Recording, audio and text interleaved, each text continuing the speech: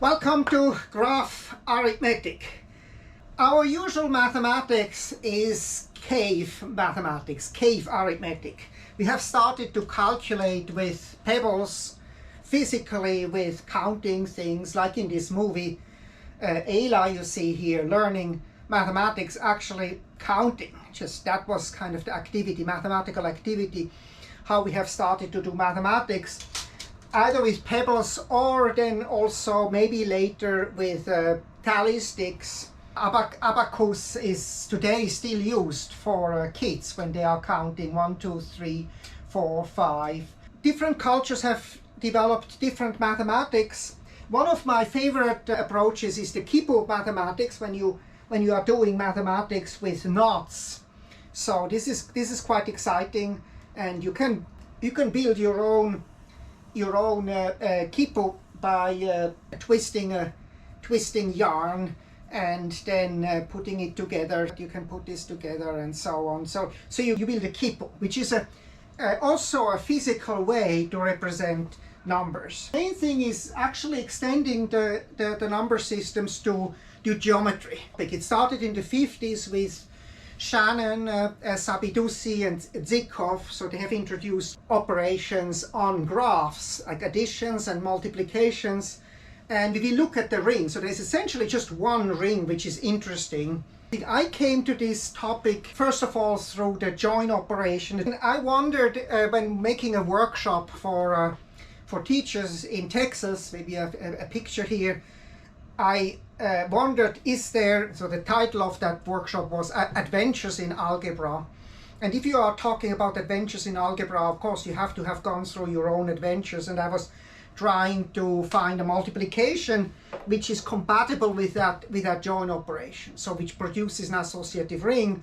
And I used a computer, of course, to search for operations which work, and I found that one. Later I saw that was already kind of been done by Sabidussi and in an isomorphic way by Shannon.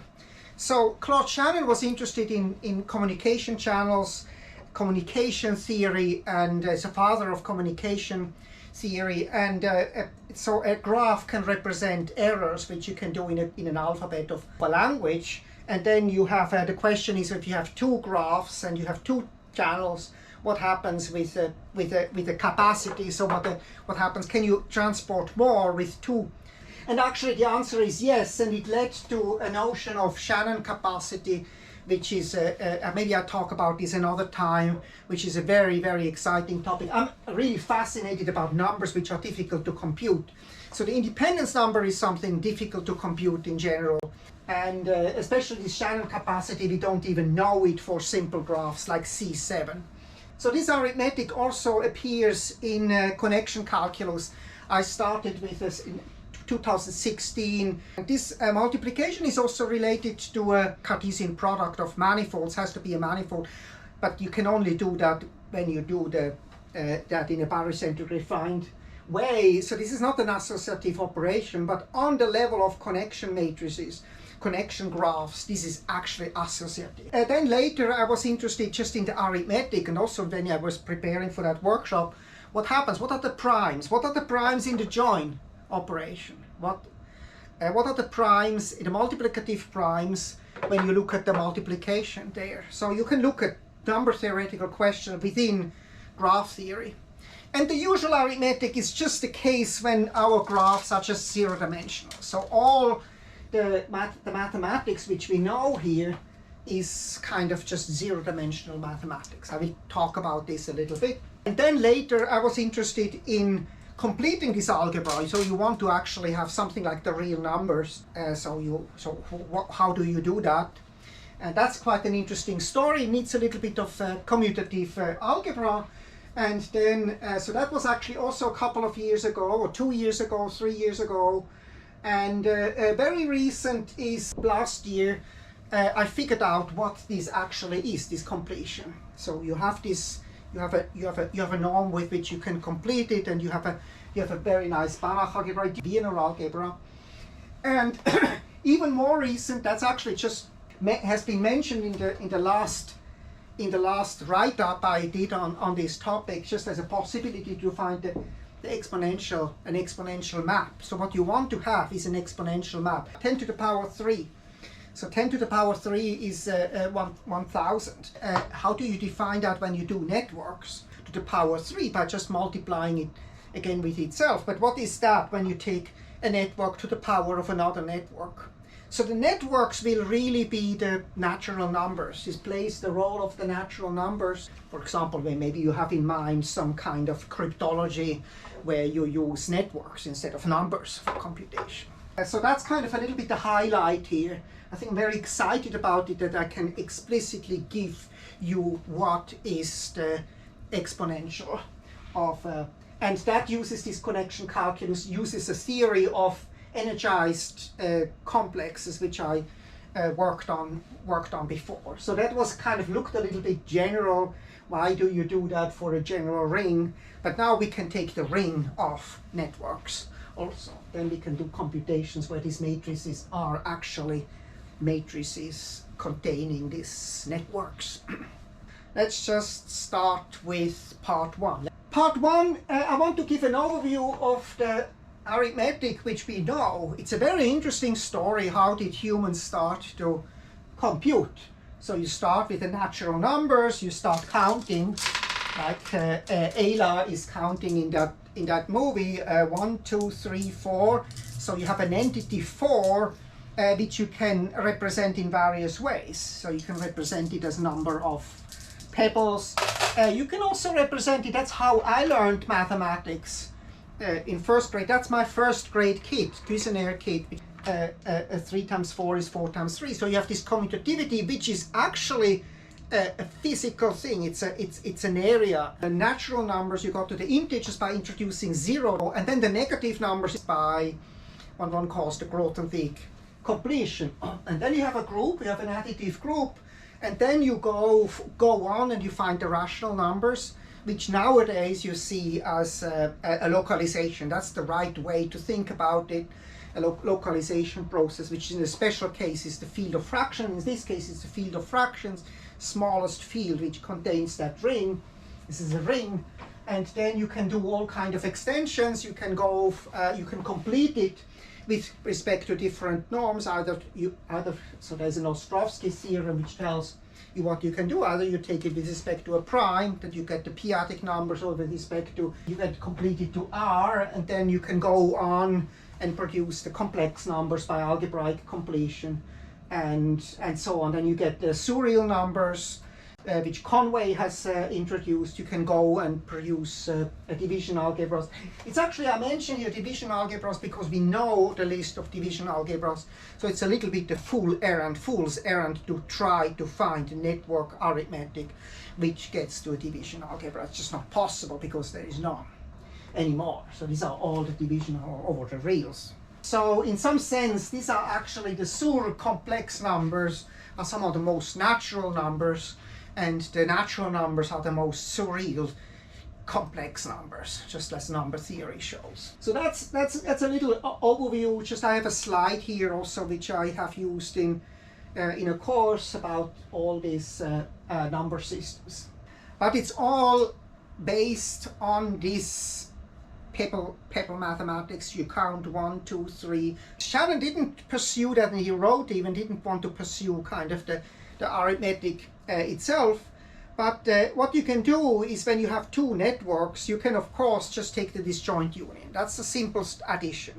So this is a monoid, produces a monoid. You can, of course, you have associativity, you have a zero element, which is the empty graph. And then you have a multiplication, which is the nowadays called the strong multiplication. One can also call it the Shannon multiplication because Shannon was the first to do that. So what you do is you take the two networks, you take the Cartesian product, like here. So you have actually, these are two line graphs, and you build a Cartesian product which has the 9 points.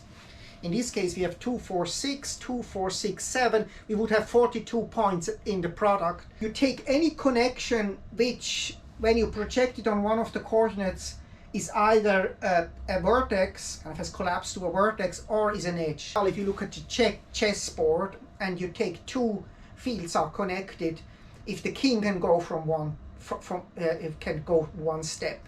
This is already extremely interesting when you take a circular graph here, and you take a circular graph here, and you build a torus. This is actually a torus, and then you ask yourself about how many kings can you place so that they don't interact. That's the independence problem, and that's very hard. If you would know that, also for the powers, then you would know the Shannon capacity, and that's largely unknown. So that's quite an interesting. So that was the motivation for Shannon to introduce it. But we can just look at this now as a ring. So we have the signed graphs with also negative versions of the graph, and what we have then a multiplication. We have a multiplication which is extended to that ring of signed graph. So every element is written as A minus B. This is an associative ring, and it's something you can implement in the computer. You can calculate with it. So I have to mention a different story, and that's actually how I grew into this myself, is through the join operation. If you take the join operation, it's pretty clear. If you start working with the join operation, you see it's an addition, not a multiplication. And this addition, for example, is nice because it preserves spheres. We've seen if you take a p sphere and a q sphere, you add them, you get the p plus q plus 1 sphere. But what is nice and very important is that this join operation is dual with the graph complement, is dual to the disjoint union. This graph complement is an isomorphism in the space of all graphs. So you can also look what happens with this multiplication here. I was actually finding this just experimentally, just by looking for multiplications. Large multiplication is a little bit, more messy. What happens is you connect to, if one of the projections is an edge. So it has much more, in general, much more connections. But just because of this isomorphism, it's completely isomorphic, right? So it doesn't really matter whether you talk about the disjoint union and this Shannon multiplication, or whether you talk about the Zykov join and the Sabidussi multiplication. Now, number 4 deals with something I have worked on since 5 years. It's a connection calculus. It's a very interesting story because these matrices which you can define, I'm not repeating here how this is all done, but what you can do is you can energize a graph. To every simplex you attach a number, an energy, and then which is in some ring, and then you build this matrix. So for any subgraph you have then an energy, and what you can do is you can take S minus x. S minus x, if you have a simplex, is everything contained in the simplex. And S minus y is everything contained in. There is also an S plus here, and that gives you the green function, which is the inverse often of that matrix here. So this matrix has a determinant which we can know it's just a product of these energies, and if these energies are not 0, then you have an invertible matrix, which is pretty cool because the determinant is non-zero. So this is an abelian ring. You can also do it for non-abelian, and then you have a Grothendieck determinant. It's very nice, and that's what I was one of my entry points in this whole thing, is that when you look at the disjoint union of graphs, of course, then the matrices just become blocks of a larger matrix. So that's kind of the addition, and then when you multiply, that's the exciting thing, you have the tensor product of the matrices. So this is the kind of very exciting. Tensor products are exciting because they appear also in physics. So as a spectrum, for example, what happens with the spectrum, if you have an eigenvalue of the first system, the eigenvalue of the second system, then you have just the product eigenvalue. This is kind of a Fock calculus, which you need also in quantum field theory. But it's very nice if you have this whole calculus within arithmetic. You don't want to build too much structure outside. You want to have that in arithmetic. And so what is very nice is that if you have these two systems and you multiply them, then it's a multi-particle system, a two-particle system. While when you add them, then you just take the disjoint thing. The eigenvalues are just the unions of the unions of the energies, and here it's the products of the energies. And amazing things to see that you have a Laplacian for a network, which is always invertible. If the energies is always 1 or -1, for example, then this is your unimodular matrices. And if the eigenvalue, if the energy is 1 for every simplex, then what you get is a quadratic form, which has an inverse, which is again a quadratic form, positive definite quadratic forms, integer quadratic forms. And actually it's the key for me then to see why, how to compute the exponential, so x to the y, where x and y are networks. So it's already quite interesting, and you look at networks and you look at the additive structure. When you look at the additive structure with pebbles, what you have is you have no interesting primes, right? The only prime which you have in this cave mathematics is 1. The story of 1 and 1. So every number, say 5, you can write this number down as 1 plus 1 plus 1 plus 1 plus 1. So what you have is you can decompose every number into units which are 1. That's what Euclid then kind of said, you know, multitudes of units. But nobody talks about primes in the additive thing. But in this monoid, or when you take this discrete, actually I was wondering when I prepared for that workshop, what happens with the join, what are the primes? And I did not see what are the additive primes, and I didn't see this relation here between the rings. So I struggled for a while until I saw the relation between the join and the disjoint union. So what are in this ring here, what are the primes? The primes are just the connected components. Then you can ask yourself, now what happens with the multiplication? Is this integral domain? That's very important. You want to have an integral domain. Integral domain means that if AB is equal to 0, either A is 0 or B is 0. And that's really true. So this is an integral domain, this Shannon ring or this Sabidussi ring, and but it's not a unique factorization domain. So you have similarly then in number fields you have no unique prime factorizations, which is quite an interesting. The example which is the standard example which is given is also in the ring of polynomials. If you look at the ring of polynomials with one variable, you see there is no unique prime factorization. So one way to get primes is, for example, to look at the vertex cardinality. If the vertex cardinality is a prime, you cannot decompose it, right? Because the vertex cardinality is multiplicative. So it's not a unique factorization domain, but what happens is if you have a connected network, then it can be uniquely factored in the multiplicative way.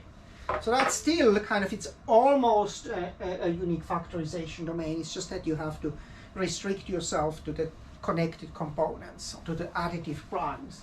Cool, so that's a little bit of number theory. I think that's quite exciting. It's also interesting, an interesting computer science problem. So you have a network, you know it's a product of two networks. How do you actually find the factors? So it's a factoring problem. So number 5 deals with kind of looking for a norm. We want to have a norm so that we can extend things to topologically extend it to some, like the real numbers were extended once you have kind of evaluation. So how do you find a norm? A good number is really the clique number. The clique number is just the size of the largest complete subgraph. So in this case, the clique number is 3. And what happens if you multiply things, that the clique numbers multiply. And we can use this then to define something like a norm. So we take the minimum. Notice that we cannot write G uniquely as A minus B, right? So you can take A plus C and then B plus C. So there could be some different ways how we can write this, which we just take the minimum of all the possible way. In the case of zero-dimensional networks, that's actually just the usual absolute value. And what is important is this identity here. So that's something you can check. This is not equality. And actually this is also clear why you cannot have equality here. If you would have equality, you would have a division algebra. Or you would get to a division algebra, and there is no other division algebras. Expect that to work. But that's what one calls a Banach norm, and so this is a normed ring. You can make it to a normed ring. So that's a very interesting thing, and then you can complete it. What you can do is you can now take the limit of all the Cauchy sequences you can take which work, and so that completion produces a larger space. I call this just R because that's the analog of R, what you do here. And it dawned to me only last year what this actually is. It's a very beautiful algebra. In the case when you just take one network, and you can actually do all the mathematics here, we do instead of the zero-dimensional part. The zero-dimensional part gives you the usual arithmetic. You can just add one network and do all the computations just with one network. Just you generate everything just with one network. And in this case, we get the good old Wiener Algebra, which is an algebra of continuous functions. So they're somehow between the differentiable functions and the continuous functions. So more precisely, they contain every CR where R smaller or equal to one half. As a Banach algebra, it's just a little L1 Z. So because these are just the Fourier. You look at the Fourier coefficients. And what you have is then here you have the pointwise multiplication, and here you have the convolution. So it's this Wiener algebra is very beautiful because of Wiener's theorem. Wieners showed that if this is not zero, then if you take the 1 over f function is not zero, 1 over f also for Israel Gelfand gave a nice proof using maximal ideals. So the maximal ideals, the space of maximal ideals is just T. So you can always look in every commutative ring, you can look at the maximal ideals and you can look at the prime ideals. And the modern point of view is that you look at the prime ideals then really as the points. But also here in this case you can do that, you can look at the maximal ideals and the prime ideals. What it turns out is just the maximal ideals are just, it's an infinite dimensional torus because you have infinitely many networks which you're dealing with, and the prime ideals are it's probably very, very large because essentially everything you do in algebraic geometry is contained in that. It's because you have polynomial rings there, you can factor out all kind of things. So this is it's kind of pointless to get the prime ideals. It is so large. It's actually just an algebra of continuous functions on an infinite dimensional torus. I had taken a course as an undergraduate with Blatter on Banach algebras, and it's a very beautiful theory, very clean and elegant theory. And I was excited also about special cases like C-star algebras or von Neumann algebras. But it's important that this is not a C-star algebra. Actually, I thought at one point it's a C-star algebra, but you cannot make this into a C-star algebra. So here, very briefly, I mean, you can ask yourself, can you do this in a different ways? I mean, take another norm. Instead of taking this norm here, you can take some kind of p-adic norm and kind of extend this similarly. I'm sure this can all be done, and you get to something analog to p-adic numbers. You can also think about a little bit like a non-standard analysis person. When you are looking at hyper real numbers, what you essentially can do, you can extend it to numbers to the continuous to a C-star algebra. But that changes the norm. This norm is a completely different norm here. So here you just take the sum of the absolute values of the Fourier coefficients. In this case, you take the supremum norm, which is a completely different norm. So you have a larger space. Okay. So this is kind of the core things. It's really new. I've only seen this year. How do you actually define x to the y when x and y are both networks and you want to find the power? What is x to the y? You see, this is not obvious because we cannot just take, this is not just like 3. It's like what is the square root of 3 to the square root of 2, but there you have to use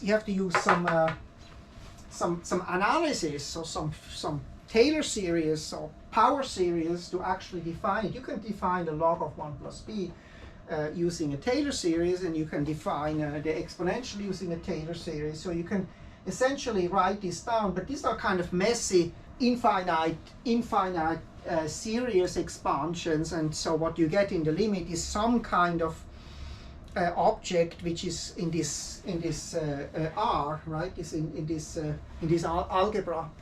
So what is it? That's kind of you don't see. But what happens is, like when you have integers, right? When you have integers and you have times 3 times 3. So that's 3 to the 3.